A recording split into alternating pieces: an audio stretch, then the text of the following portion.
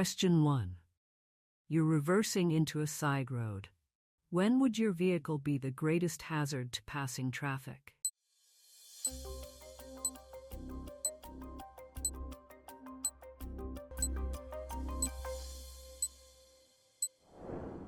A. When the front of your vehicle swings out. Explanation. Always check in all directions before reversing. Keep a good lookout throughout the maneuver, and remember that the front will swing out as you reverse into the side road. Act on what you see and wait if necessary. Question 2. You're looking for somewhere to park at night. When may you park on the right-hand side of the road?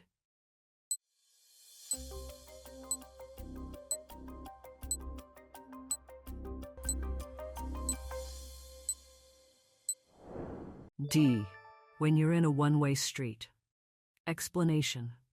Red rear reflectors show up when headlights shine on them. These are useful when you're parked at night, but they'll only reflect if you park in the same direction as the traffic flow. Normally you should park on the left, but in a one-way street, you may also park on the right-hand side of the road. Question 3. You're going to turn left from a main road into a minor road. What should you do as you approach the junction?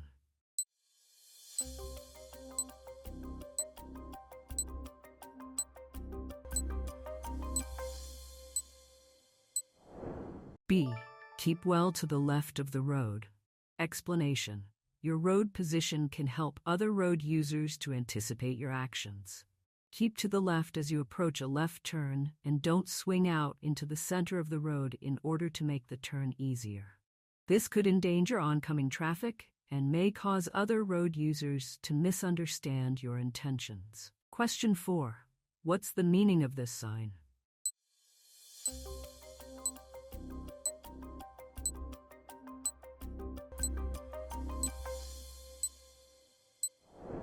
A.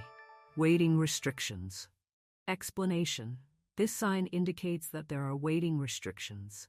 It's normally accompanied by details of when the restrictions are in force. Details of most signs in common use are shown in the Highway Code. For more comprehensive coverage, see Know Your Traffic Signs. Question 5. What should you do when you're unsure whether it's safe to reverse your vehicle?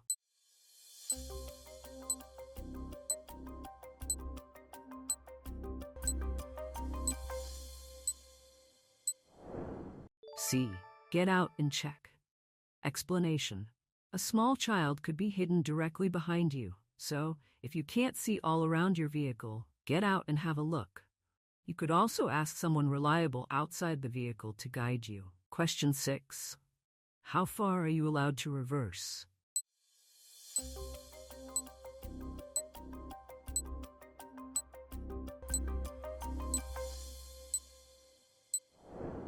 A. No further than is necessary. Explanation. You mustn't reverse further than is necessary. You may decide to turn your vehicle around by reversing into an opening or side road. When you reverse, always look all around you and watch for pedestrians. Don't reverse from a side road into a main road. Question 7. You see these double white lines along the center of the road. When may you park on the left?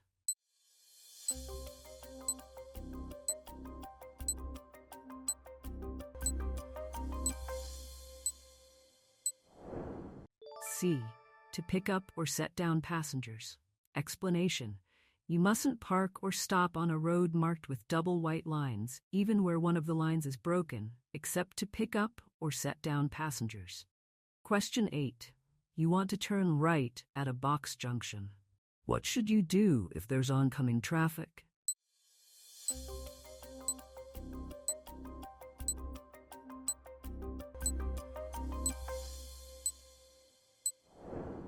A. Wait in the box junction if your exit is clear. Explanation. You can wait in the box junction as long as your exit is clear. At some point, there will be a gap in the oncoming traffic, or the traffic lights will change, allowing you to... Question 9. Which road users benefit from toucan crossings?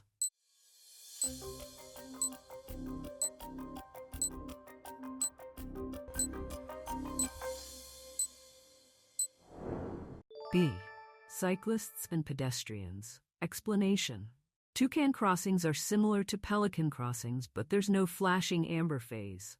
Cyclists share the crossing with pedestrians and are allowed to cycle across when the green cycle symbol is shown. Question 10. You want to park and you see this sign. What should you do on the days and times shown?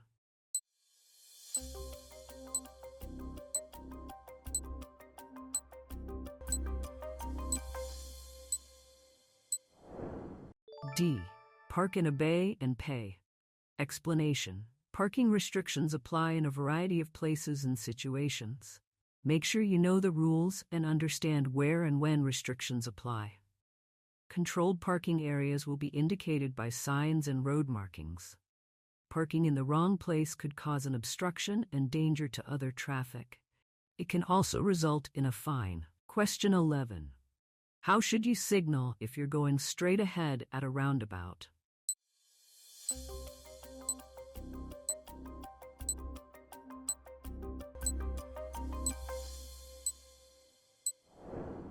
C. Signal left just after you pass the exit before the one you're going to take. Explanation. To go straight ahead at a roundabout, you should normally approach in the left-hand lane, but check the road markings. At some roundabouts, the left lane on approach is marked left turn only, so make sure you use the correct lane to go ahead. You won't normally need to signal as you approach, but signal before you leave the roundabout, as other road users need to know your intentions. Question 12. What should you do when there's an obstruction on your side of the road?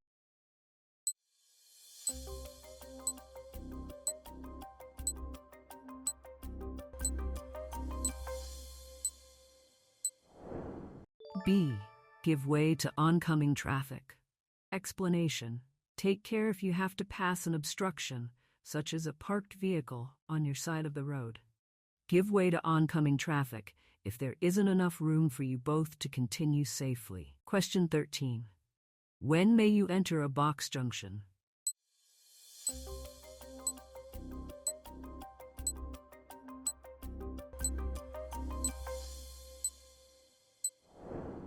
C. When your exit road is clear. Explanation. Yellow box junctions are marked on the road to prevent the road becoming blocked. Don't enter the box unless your exit road is clear. You may wait in the box if you want to turn right and your exit road is clear, but oncoming traffic or other vehicles waiting to turn right are preventing you from making the turn. Question 14. What should you do when you park at night on a road that has a 40 miles per hour speed limit?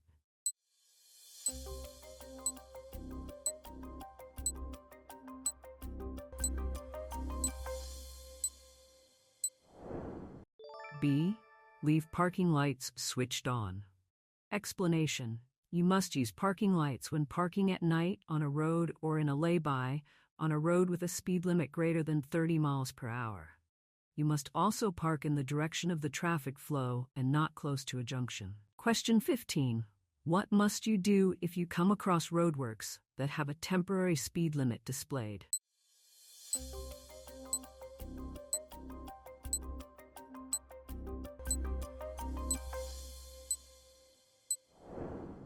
A. Obey the speed limit. Explanation. Where there are extra hazards, such as at roadworks, it's often necessary to slow traffic by imposing a lower speed limit. These speed limits aren't advisory, they must be obeyed. Question 16. What's the nearest you may park to a junction?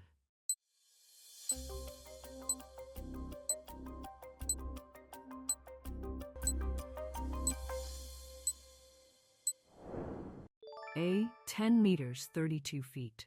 Explanation. Don't park within 10 meters 32 feet of a junction unless in an authorized parking place. This is to allow drivers emerging from or turning into the junction a clear view of the road they're joining. It also allows them to see hazards such as pedestrians or cyclists at the junction. Question 17. You're in a built-up area at night and the road is well lit. Why should you use dipped headlights?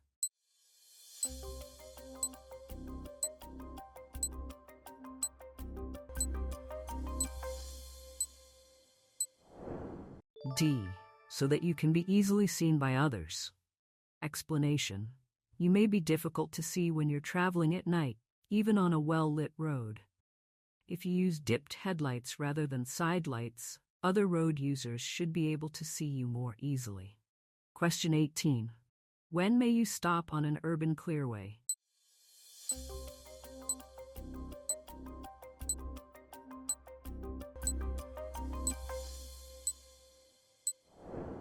A. To set down and pick up passengers. Explanation: urban clearways have their times of operation clearly signed. You may only stop to pick up or set down passengers. Question 19. You're traveling on a motorway in England. When must you stop your vehicle?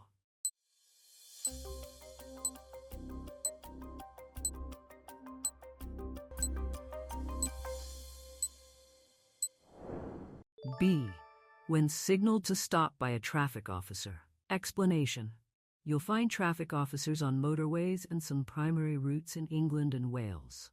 They work in partnership with the police, helping to keep traffic moving and helping to make your journey as safe as possible.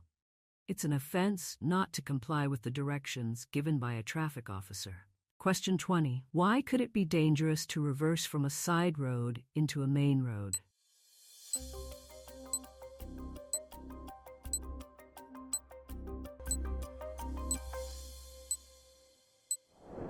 C. Your view will be restricted.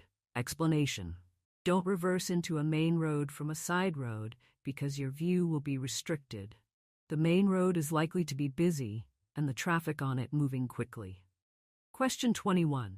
What's the national speed limit for cars and motorcycles on a dual carriageway?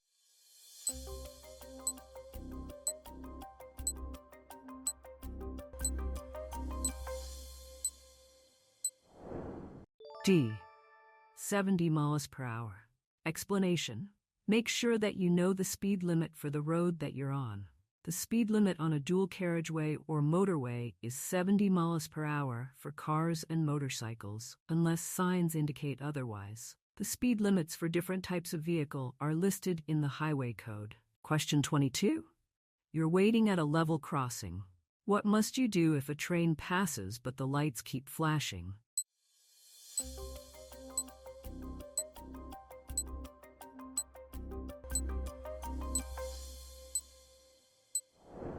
A.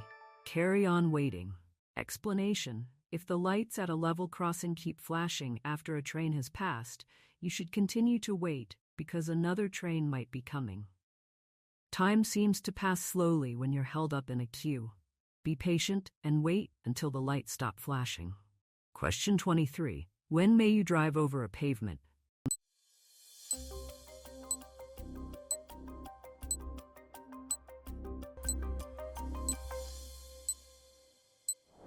D. To gain access to a property. Explanation: it's illegal to drive on or over a pavement except to gain access to a property. If you need to cross a pavement, give priority to pedestrians. Question 24. What does this sign mean?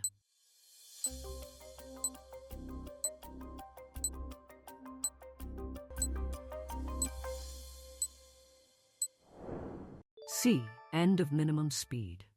Explanation: the red slash through the sign indicates that the restriction has ended. In this case, the restriction was a minimum speed limit of 30 miles per hour. Question 25. You're driving in the right-hand lane of a dual carriageway. What should you do if you see a sign showing that the right-hand lane is closed 800 yards ahead?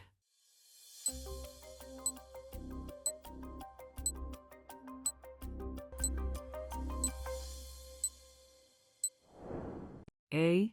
Move to the left in good time. Explanation: keep a lookout for traffic signs. If you're directed to change lanes, do so in good time. Don't push your way into traffic in another lane. Try to gain advantage by delaying changing lanes. Question 26. Which vehicle is most likely to take an unusual course at a roundabout?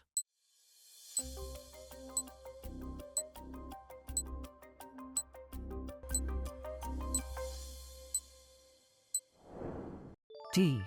Long vehicle.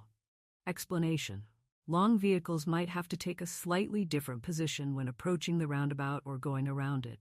This is to stop the rear of the vehicle cutting in and mounting the curb. Question 27. What does this sign mean?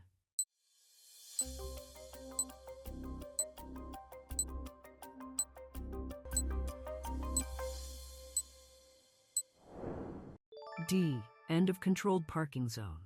Explanation. This sign shows that you're leaving a controlled parking zone and those restrictions no longer apply. Question 28. Where's the safest place to park your vehicle at night?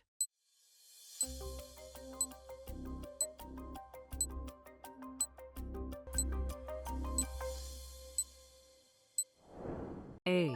In a garage. Explanation. If you have a garage, use it. Your vehicle is less likely to be a victim of car crime if it's in a garage. Also, in winter, the windows will be kept free from ice and snow. Question 29. You're driving on a road that has a cycle lane. What does it mean if the lane is marked by a broken white line?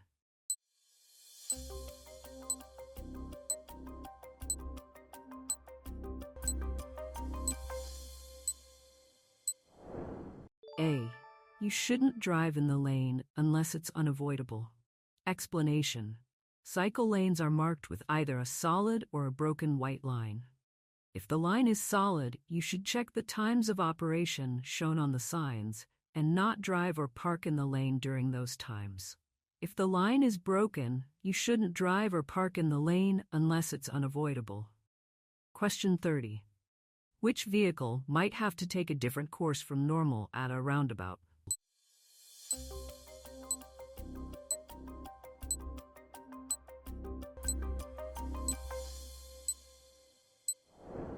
D. Long vehicle. Explanation. A long vehicle may have to straddle lanes either on or approaching a roundabout so that the rear wheels don't mount the curb. If you're following a long vehicle, stay well back and give it plenty of room. Question 31. When may you stop on a clearway?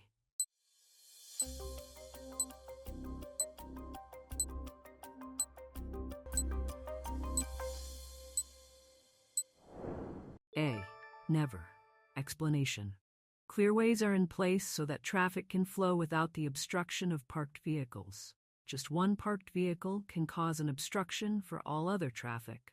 You mustn't stop where a clearway is in force, not even to pick up or set down passengers. Question 32. When are you allowed to park in a parking bay for disabled drivers?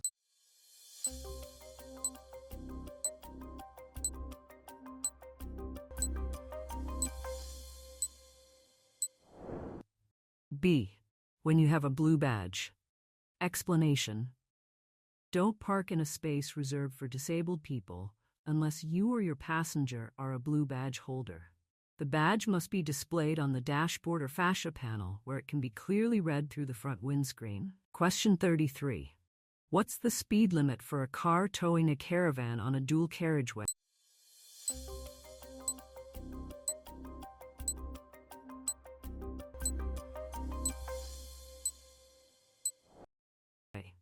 D. 60 miles per hour. Explanation. The speed limit for cars towing caravans or trailers on dual carriageways or motorways is 60 miles per hour. Due to the increased weight and size of the combination, you should plan further ahead. Take care in windy weather, as a strong side wind can make a caravan or large trailer unstable. Question 34. You're parked in a busy high street. What's the safest way to turn your vehicle around so you can drive in the opposite direction?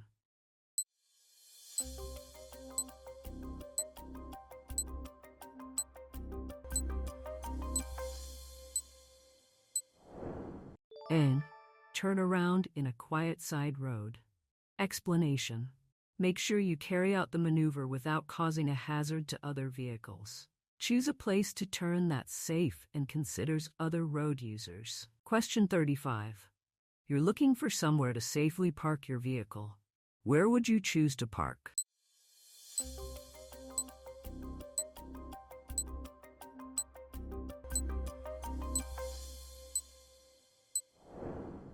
B. In a designated parking space. Explanation. It may be tempting to park where you shouldn't while you run a quick errand. Careless parking is a selfish act and could endanger other road users. Question 36. You're turning right onto a dual carriageway. What should you do if the central reservation is too narrow to contain your vehicle?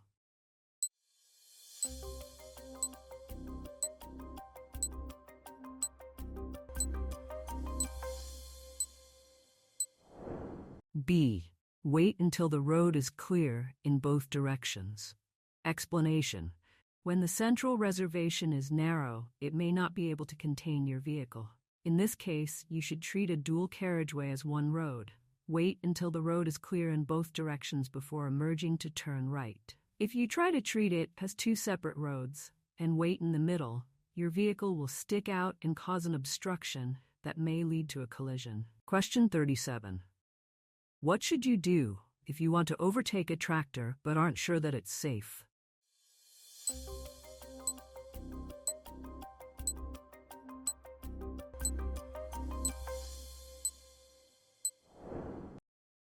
D. Stay behind it if you're in any doubt. Explanation. Following a tractor can be frustrating, but never overtake if you're unsure whether it's safe. Ask yourself, can I see far enough down the road to ensure that I can complete the maneuver safely? It's better to be delayed for a minute or two than to take a chance that may cause a collision. Question 38. Where may you overtake on a one-way street?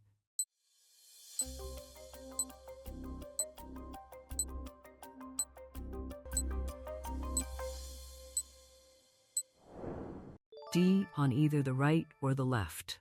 Explanation. You can overtake other traffic on either side when traveling in a one-way street. Make full use of your mirrors and ensure it's clear all around before you attempt to overtake. Look for signs and road markings and use the most suitable lane for your destination. Question 39. There are no speed limit signs on the road. In England, Scotland, and Northern Ireland, how is a 30 miles per hour limit generally indicated?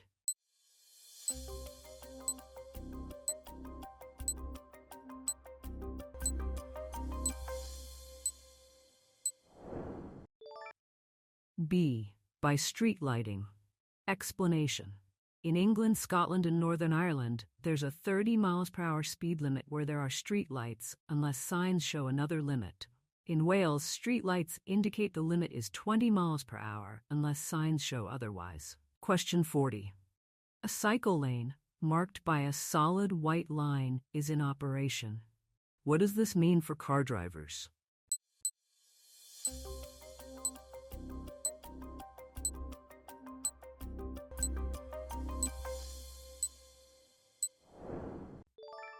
They mustn't drive along the lane. Explanation. While it's in operation, other vehicles must not use this part of the carriageway except to pick up or set down passengers.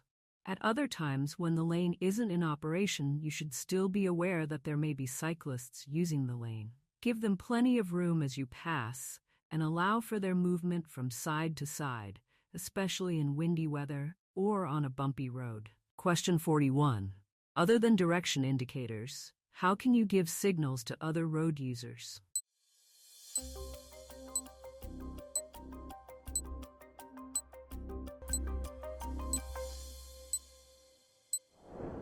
L. By using brake lights. Explanation. Your brake lights will give an indication to traffic behind that you're slowing down. Good anticipation will allow you time to check your mirrors before slowing. Question 42. What's the meaning of this sign?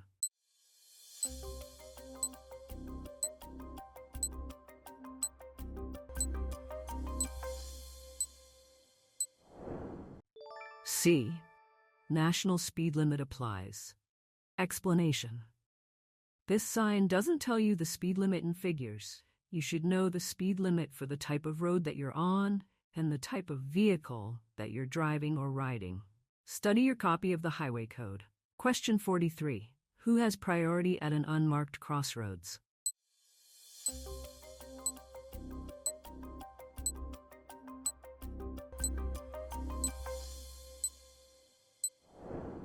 B. No one has priority. Explanation. Practice good observation in all directions before you emerge or make a turn. Proceed only when you're sure it's safe to do so. Question 44. You're turning right at a crossroads. An oncoming driver is also turning right. What's the advantage of turning behind the oncoming vehicle?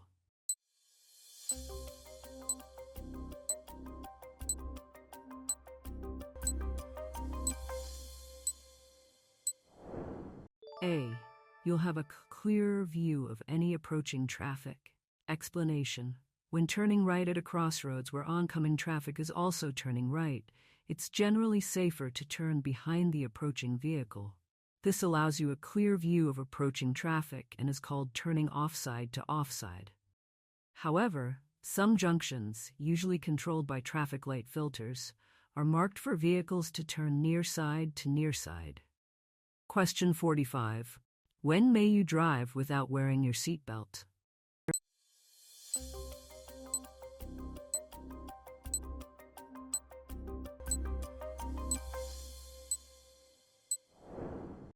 A. When you're carrying out a maneuver that includes reversing. Explanation. You may remove your seatbelt while you're carrying out a maneuver that includes reversing. However, you must remember to put it back on again before you resume driving. Question 46. When may you stop and wait in a box junction?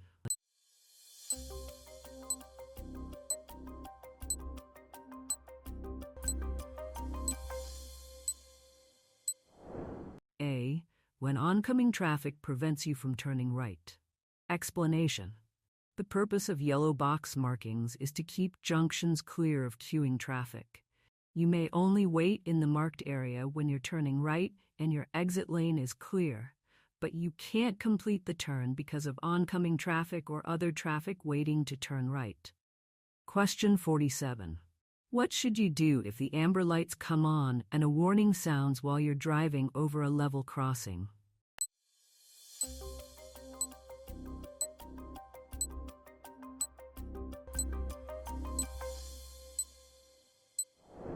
C. Keep going and clear the crossing. Explanation. Keep going, don't stop on the crossing. If the warning sounds and the amber lights come on as you're approaching the crossing, you must stop unless it's unsafe to do so. Red flashing lights together with the audible warning mean you must stop. Question 48. You're approaching a busy junction. What should you do when, at the last moment, you realize you're in the wrong lane?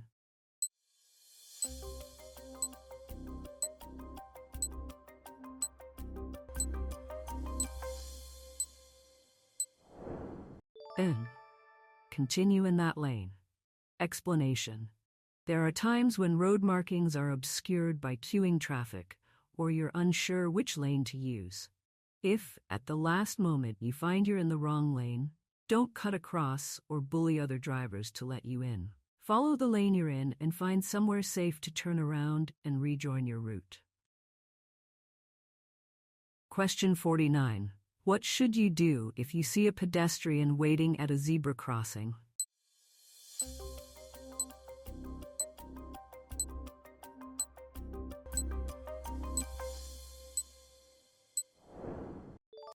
C. Be ready to slow down or stop to let them cross. Explanation. By standing on the pavement, the pedestrian is showing an intention to cross. By looking well ahead, you'll give yourself time to see the pedestrian, check your mirrors, and respond safely. Question 50. You're on a road that's only wide enough for one vehicle. What should you do if a car is coming towards you?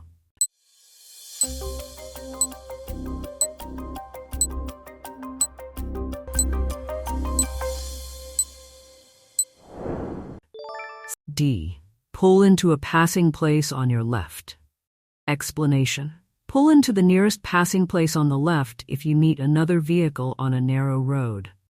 If the nearest passing place is on the right, wait opposite it. Question 51. Where will you see these red and white markers?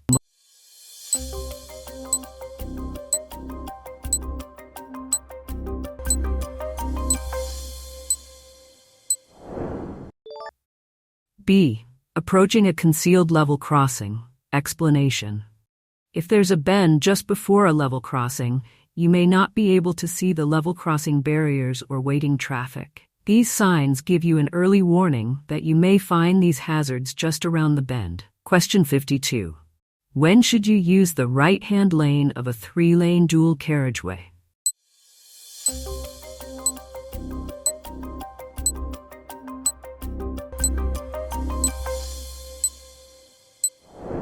B. When you're overtaking or turning right. Explanation. You should normally use the left-hand lane on any dual carriageway unless you're overtaking or turning right. When overtaking on a dual carriageway, look for vehicles ahead that are turning right. They may be slowing or stopped. You need to see them in good time so that you can take appropriate action. Question 53. You're driving on a busy main road. What should you do if you find that you're driving in the wrong direction?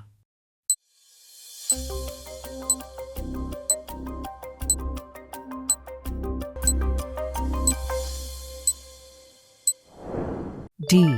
Turn around in a side road. Explanation. Don't turn around in a busy street or reverse from a side road into a main road. Find a quiet side road and choose a place to turn around where you won't obstruct an entrance or exit. Look out for pedestrians and cyclists as well as other traffic. Question 54. What's the national speed limit on a single carriageway road for cars and motorcycles?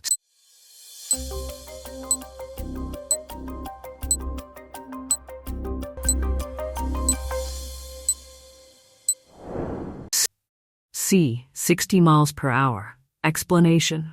Exceeding the speed limit is dangerous and can result in you receiving penalty points on your license.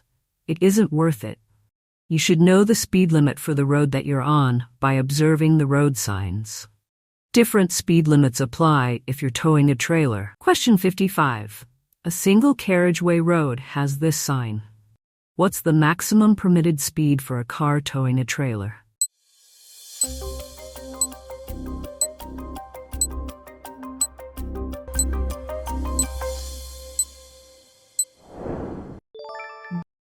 C. 50 miles per hour. Explanation. When you're towing a trailer, a reduced speed limit also applies on dual carriageways and motorways. These lower speed limits apply to vehicles pulling all sorts of trailers, including caravans and horseboxes. Question 56. You're waiting at a pelican crossing. What does it mean when the red light changes to flashing amber?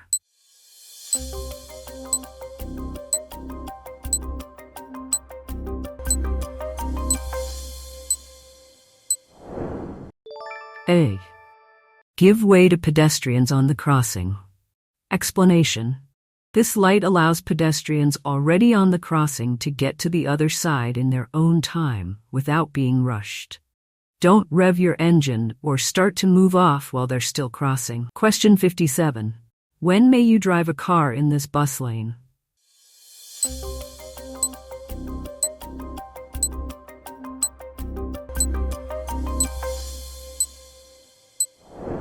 A. Outside its hours of operation.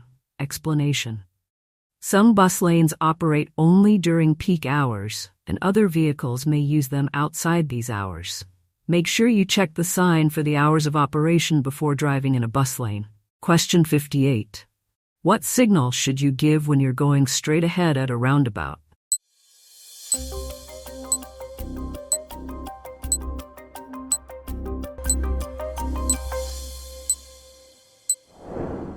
A.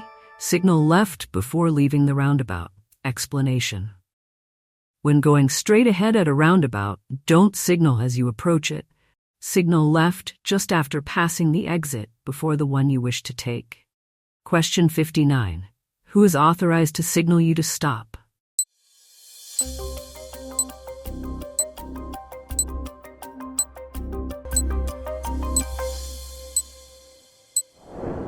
C. A police officer. Explanation. You must obey signals to stop given by police and traffic officers, traffic wardens, and school crossing patrols. Failure to do so is an offense and could lead to prosecution. Question 60. You're looking for somewhere to park your vehicle. Neither you or your passenger are disabled. What should you do if the only free spaces are marked for disabled drivers?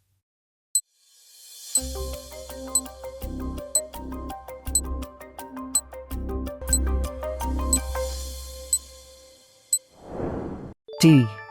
Wait for a regular parking space to become free. Explanation. It's illegal to park in a space reserved for disabled drivers unless you're permitted to do so. These spaces are provided for people with limited mobility who may need extra space to get in and out of their vehicle. Question 61. When would you use the right-hand lane of a two-lane dual carriageway?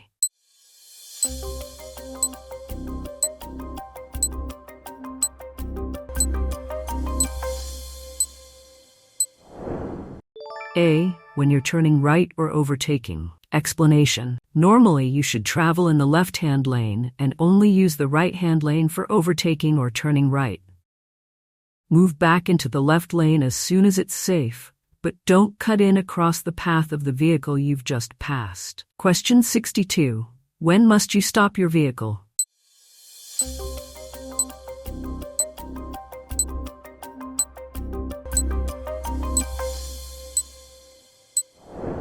A. If you're involved in an incident that causes damage or injury. Explanation. You must stop your vehicle when signaled to do so by a police, DVSA, or traffic officer, traffic warden, school crossing patrol, red traffic light. You must also stop if you're involved in an incident that causes damage or injury to any other person, vehicle, animal, or property. Question 63. Where should you park your vehicle at night?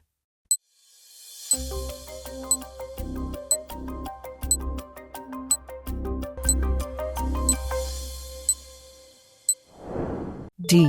In a well-lit area. Explanation. When you're parking at night, park in a well-lit area. This can help deter criminals from targeting your vehicle. Question 64. You're traveling along a residential street. There are parked vehicles on the left-hand side. Why should you keep your speed down?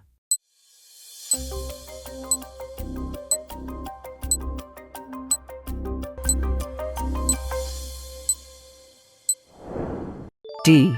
Children may run out from between the vehicles. Explanation. Travel slowly and carefully near parked vehicles. Beware of vehicles pulling out, especially bicycles and motorcycles. Pedestrians, especially children who may run out from between cars. Drivers opening their doors. Question 65. In England, Scotland, and Northern Ireland, what will the speed limit usually be, where you can see street lights but no speed limit signs?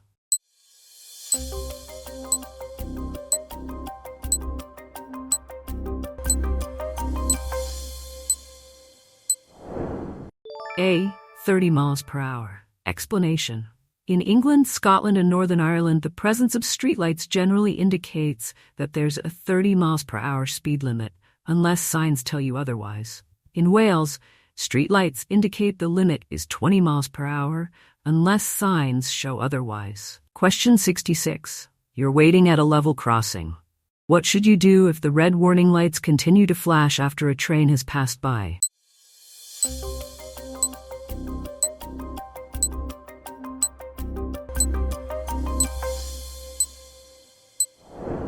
C. Continue to wait. Explanation. At a level crossing, flashing red lights mean you must stop. If the train passes but the lights keep flashing, wait. Another train may be coming.